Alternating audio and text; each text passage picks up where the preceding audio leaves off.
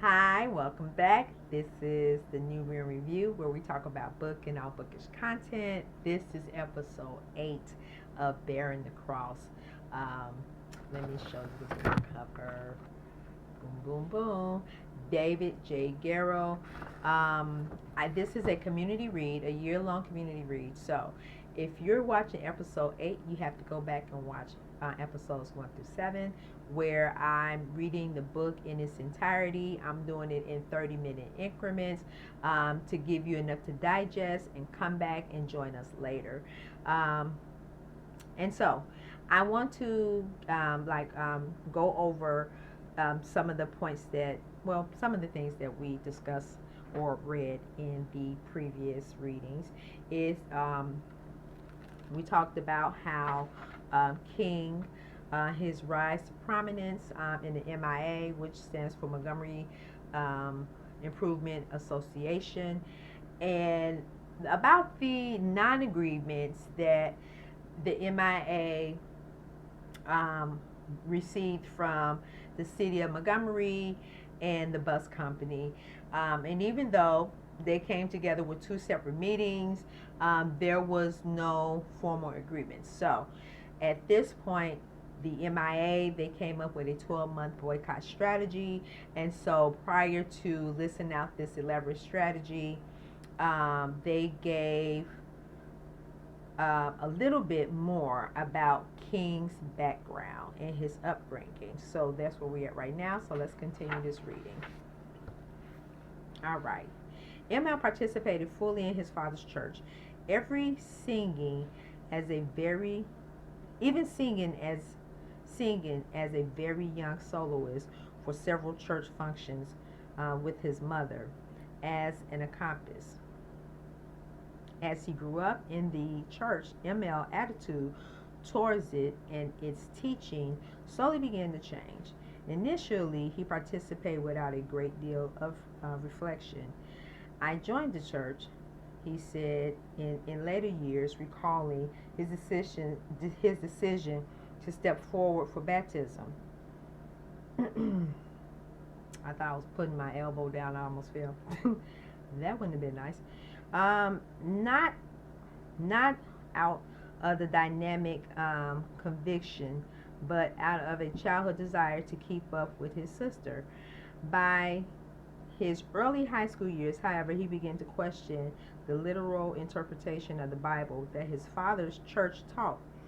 Once ML shocked his Sunday school teacher by denying the bodily resurrection of Jesus.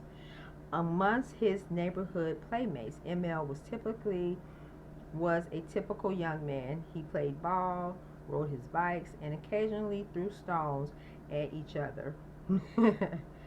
Yeah, that's young boys, you guys, and young girls, for that matter. Young King suffered his share of scrapes, getting struck in the baseball, getting struck in a baseball game, having his bike hit by a car, jumping or falling from the second floor of the Auburn Avenue homestead, but out of each with little more than scratches. If anything distinguished him from others, it was his ability to use words. Younger brother AD, boyhood friends, and other neighborhoods all recall in later years that ML had the gift of taking himself out of unpleasant situations. He resorted to fistcuffs and only infrequently, but he certainly did not seek to avoid the rough and tumbles of everyday teen activities. Yeah, sometimes you have those people who can basically talk their way out of everything. And a lot of times when the I would say the more you exercise and understand diplomacy, like there's no right or wrong way, there's just a way out of this. You'll get better at it. And then, when you speak with conviction and when you speak with conviction, and I think people tend to um, not challenge that, So, yeah. Okay, so let's get back to this because the last one I went over, so I'm not going to do it this time. ML suffered only a few truly painful incidents. Um, one came on May 18, 1941, a Sunday when Mama Williams died of a heart attack. 12-year-old ML had been playing down at the Auburn Avenue, and learned of her death only several hours later. The news sent him to pieces and made him so distraught that he took another leap from the second floor window of the home. Again, he suffered no injury, and his parents consoled his sorrow by explaining the doctrine of spiritual immorality. Another distressing occurrence took place 2 years later when King and his high school teacher, Mrs. Sarah Bradley, traveled to a South Georgia town for an oratorical contest sponsored by the Black Elks. ML did well, delivering his speech on the Negro and the Constitution. With other manuscripts or notes, but on their way back, a white bus driver insisted that the two surrender their seats to a newly boarding white riders. ML resisted at first, but his teacher finally encouraged him to get up, and the young man had stand for several hours as the bus made its way to Atlanta. It was, King recalled, 20 years later, the angriest I've ever been in my life. Now let me pause there. Whew. So, there are always those inflection points in our life where we remember, things that have been traumatizing to us. And, like you said, a death of someone that he was really close to, his grandmother, and then something that, that on surface, when you say it's like, oh, they made you stand up, to like, oh, they made you stand up, give up your seat for 7 hours. There are always those situations in your life that will change the way you look at the world and society, and definitely giving you your purpose, right? Your purpose. And so it's all of these events that happened in King's life that led him to be the outspoken person he was at the MIA meeting, and he was able to, be firm in his belief that, hey, we want these three things and we're not moving. Whereas I think in the other, what was it? It was Alabama. What was the other city where they only boycotted, I think, for 10 days? And the organizers said, oh, no, nothing changed. We just, what's the point of boycotting if nothing's going to change? That's the whole point of a boycott. And so I'm glad that, if you made it this far, I appreciate it. Thank you. Subscribe and share this with your friends, because the topics are going to just, it's going to highlight a lot of things, reoccurring situations that we're dealing with now. And so I encourage you to take notes or write something down, to jog your memory, because once we do our live, these are some of the things that I would like to discuss with you guys.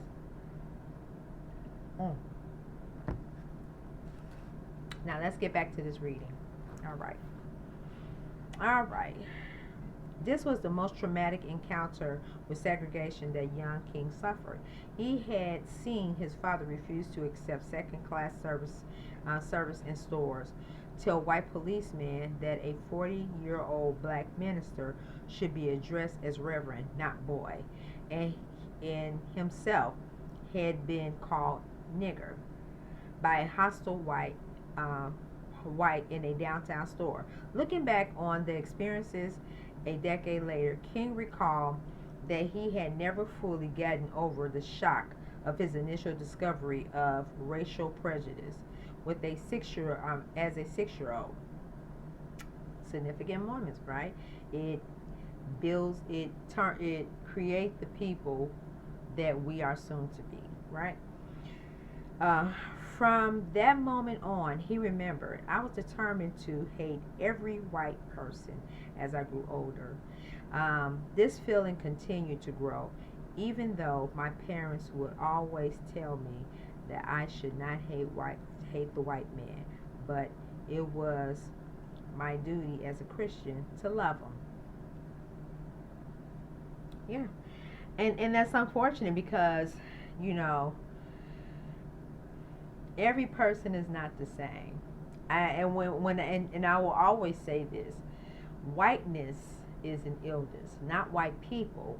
Whiteness is an illness, and so um, those are things that we always have to discover within ourselves, and determine how will we handle these situations when we know we're being discriminated against because of the color of our skin. All right. Reminders of the problem was not that frequent for young ML. However, he did because of his daily life. His because his daily life took place in almost all black environments, at home, at church, at school, and in the neighborhood. Almost there were occasional reminders that not all white persons displayed racial prejudice. On one of his favorite junior instructor instructors, Miss Patrice Bali, a biology teacher at the laboratory high school, happened to be white.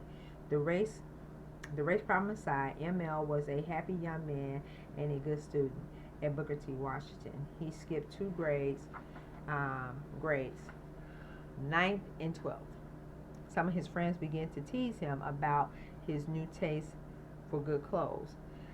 For one of them, Emmett Proctor coined a nickname for ML, Tweed. That's cute. Even though he was rather short, he played regularly with both intramural and YMCA basketball teams. He had a newspaper route delivering the afternoon Atlanta Journal, and in time became an assistant to one of the district distribution managers. All in all, ML was a happy-go-lucky guy, just another one of the boys in the Auburn neighborhood, as one contemporary later recalled. Even though he graduated from high school at a tender young age of 15, he struck he struck most of his friends as just being an ordinary person. Nobody ever figured that he would become anything more than a good preacher. There was never much question that Emil would follow his father's footsteps and attend Morehouse College, located on the west side of downtown Atlanta, a mile or so from Emil's family house. It was the school for the children of Atlanta's black middle class, and Reverend King was a particular fan of Morehouse President Benjamin E. Mays, a well-known scholar of black religion. World War, World War II had reduced Morehouse's student body to under 500, and President Mays was willing to experiment with unusual young but promising freshmen. It was September 1944 when M.L. King Jr. began his classes at Morehouse. He began to live at home. He continued to live at home and commuted by bus to school.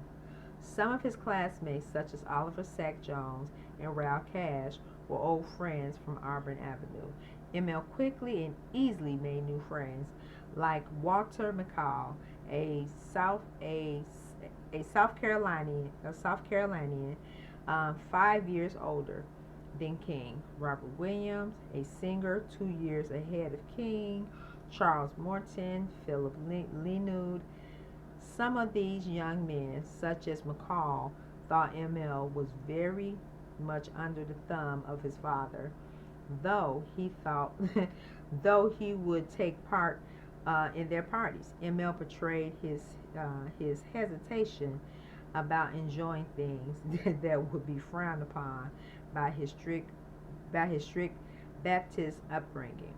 Nevertheless, young King overcame such self doubts and joined the regular social world, dating women he knew from town like Juanita Sellers, Betty Milton, or students at neighboring Spelman College like Madeline Knight, with whom he was very thick for almost a year.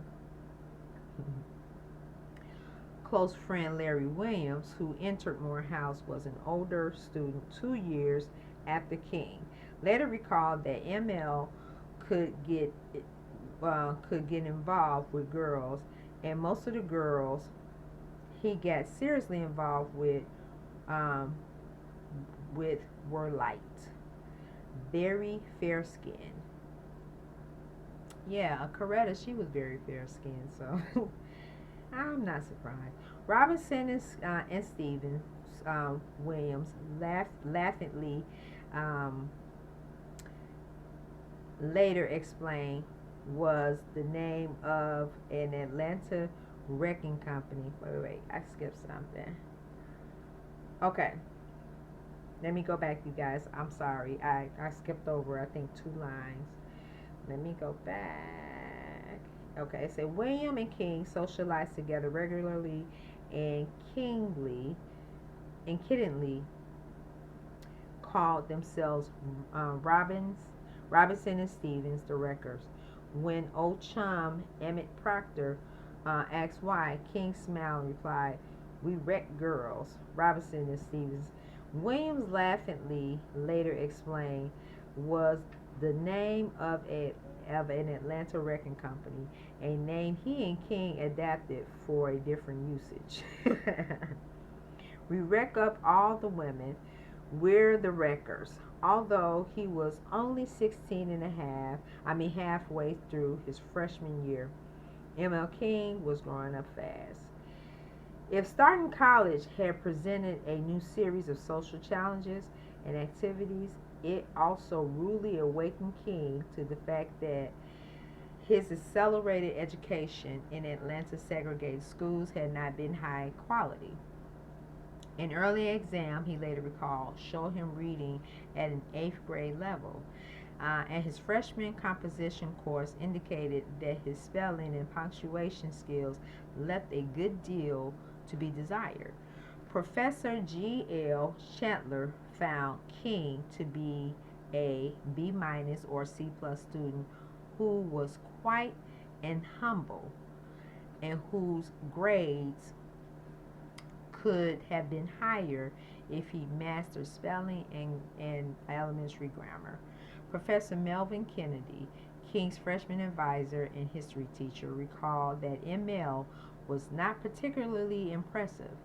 He he was not particularly impressive. When he first arrived at Morehouse, he was quiet, introspective, and very much introverted that first year. He had tendencies to withdraw and not participate. Okay. So I think I'm finishing. Oh, no. Okay. I'm finished this page. King's fellow students did not view him as an introvert, and in the later years, some recall the fancy sport coat and the wide brim hats that made him a recognizable figure on campus. Most found King to be a quiet and reserved young man, just a regular student who always sat in the back of the classroom.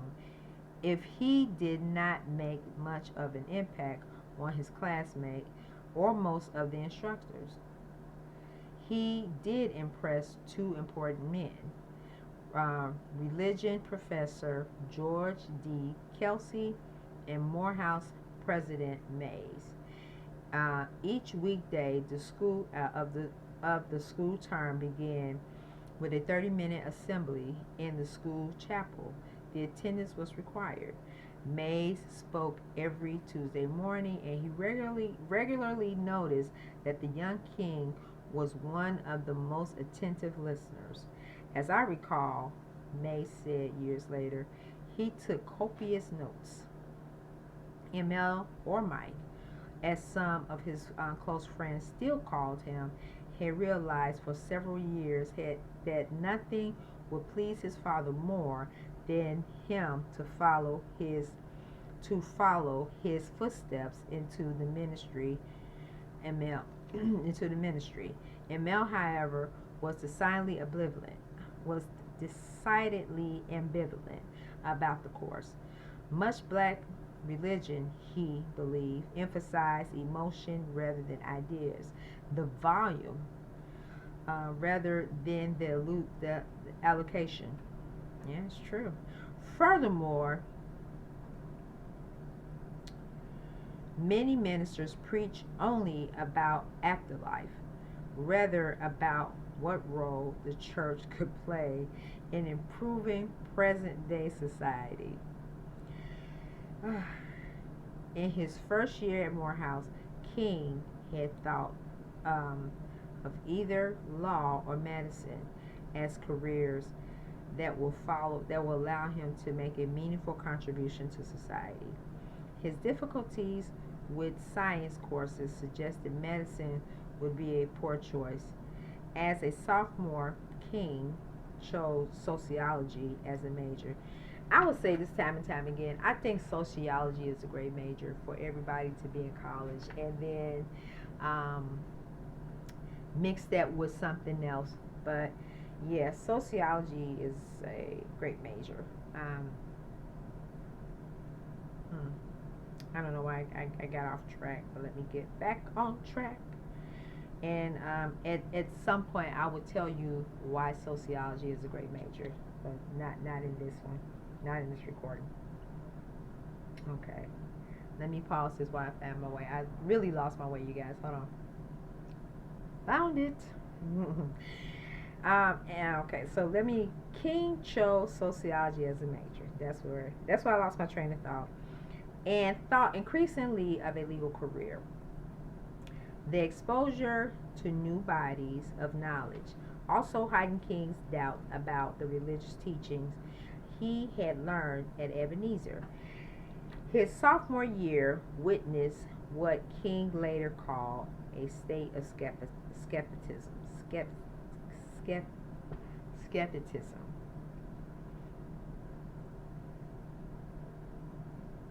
Skepticism. Okay, you guys, skepticism. On his part towards religion. The problem persisted, he said, until I studied a course in the Bible, where many profound truths which one could not escape. At Morehouse, the shackles of fundamentalism was removed from his mind. If his college experience altered his attitude towards the church, it also affected his thoughts about race. Although King's academic record remained mediocre, he still took time to participate in numerous college activities: the Glee Club, the chorus, the Student Faculty Discipline Committee, the NAACP chapter, and the annual oratorio contest, in which he once won second prize. One endeavor, however, left a more lasting mark: participation in several inter-campus interracial organizations with white students from other Atlanta schools. And Mel had not forgotten the pain and insult of those earlier childhood encounters with prejudiced whites, and the question had remained in his mind. He said later, "How could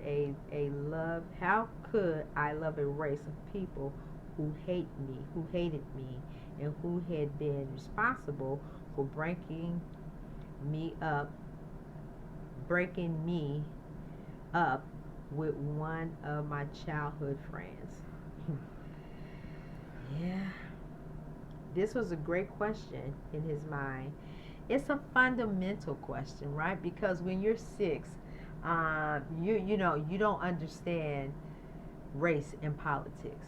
That stuff is indoctrinated and ingrained in you. So I will always say this, that you know kids, they're curious, pure souls, and the world, um, with is already um, tarnished in ideas about race and religion. It really caused a lot of people to question um, what is like something that is so simple like a friendship, how that can go wrong. But let me finish because I'm almost there. um, ml I mean, much of King's thinking, though, concerned his own career choice, law or the ministry. The examples of Professor Kelsey or President Mays, two ministers who were erudite men, increasingly reminded King that intellectual excellence could be combined with preaching and with pastoral roles. Also, one summer, King and several friends traveled to Connecticut to earn some money picking tobacco in a farming area outside of Hartford. It was King's first trip north and his first extended time away from his home. The group chose King as their devotional leader, and King was struck by how positively others responded to him. Finally, early in the summer of 1947, ML made a decision for the ministry. He delivered a trial sermon at Ebenezer that was a grand success, and the church's board of deacons licensed him to preach. He began serving as assistant pastor to his father the early in the fall semester of his senior year, started applying to several seminaries to seek a divinity degree after his graduation from Morehouse. King's parents were pleased with his decision to pursue the ministry. Along with President Mays and two Morehouse professors who were close family friends, Samuel Williams and Lucius Tobin. Daddy Kings presided at his son's ordination at Ebenezer on February 25th, 1948. In a recommendation letter to ML's first choice seminary, Kosser Theological, um, King Sr. called his 19-year-old son a very conscientious young man, and with a very pleasing personality, who makes and hold friends easily among youths and adults. ML also had an aptitude for further study. He has always been a very steady child, quite scholarly. From childhood, he always wanted to possess scholarship. M.L. Morehouse references spoke less glowingly. President Mays, in a letter recommendation, both King and the other undergraduate, said that he had good minds and were capable of a substantial B work, but were not brilliant students. Dean B.R. Brazil explained that King's 2.48 GPA, a C plus average, stemmed from a comparatively weak high school background.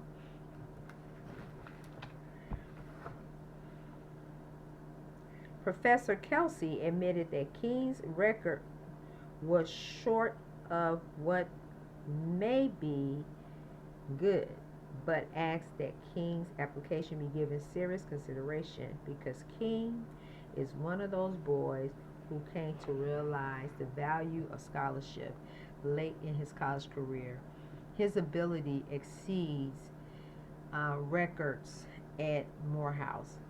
Kelsey also informed Crozer that he viewed King as quite serious about his ministry and having a call rather than a professional urge.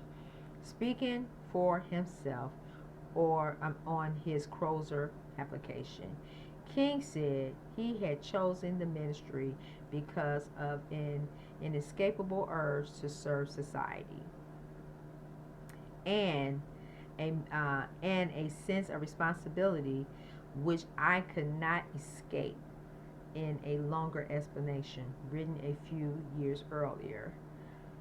King spoke of the decisions follow.